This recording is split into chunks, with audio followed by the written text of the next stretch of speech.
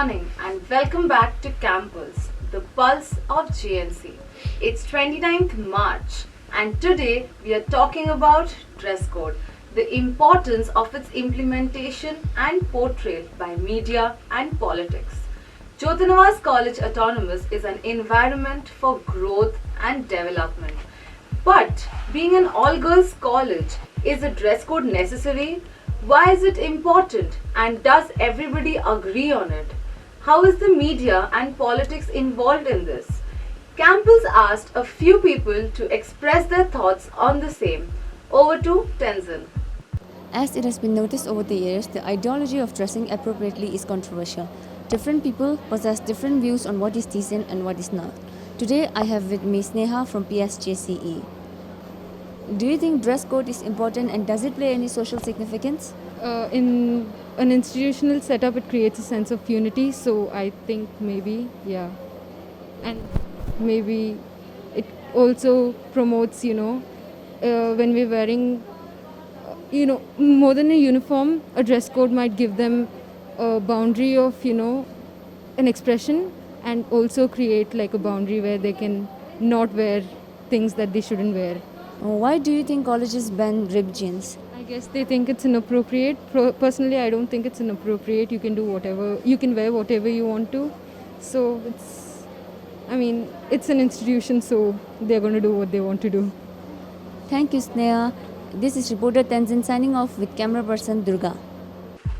Studies show that women are more often analyzed, judged, and criticized for their appearance, much more than their male counterparts. Let's see what others think of this. Over to Priyanka. The double standards for everything, including clothing, is very prominent in our day-to-day lives. Here I have with me Mr. Sumit Dasgupta from the Media Department and Sarika, a student of Jyotinivas. So, sir, do you believe that the way women dress is the reason why they face the troubles they do? First of all, no. That's absolutely wrong. People dress the way they want to dress.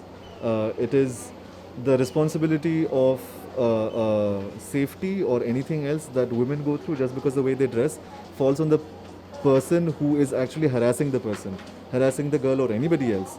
It should not be the girl's responsibility to dress in a certain way. Now, dress code is there for different institutions, obviously, but it is not a girl's responsibility to dress modestly because other people might look at her. That's not right. So, are you of the opinion that there is a certain type of clothing a particular body can or cannot wear? No, you can wear whatever you want. I have zero opinion on that matter because, first of all, it's not my body, so it's not my opinion. So, do you think that the media's portrayal of women and their clothing is appropriate? No, they usually focus on the male gaze. So I think they should focus more on how in real, the real woman, how they dress or things like that, not actually how people want to see them as. Media's portrayal of women and clothing, it depends on what media is portraying about those clothing, obviously. So I really can't give you a proper answer related to that. It is, one thing is, yes, they are objectified, and most importantly, they are also treated like sex objects. So that is a problem. On the other end, if there are depictions or portrayal of women of however they dress, but those characters are actually empowered, in films at least, then it's not a problem. Again, it is just a matter of how they're portrayed and who's portraying them. So I can't really give you a one-track answer. It depends on perspective and like where we're looking at it from.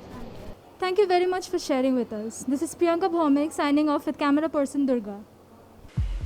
From what is gathered, order to some level is important, but unwanted scrutinization and criticism of dressing can be demanding and undermining to those involved. This is the Campus Morning News for today. I am Pallavi. Have a great day.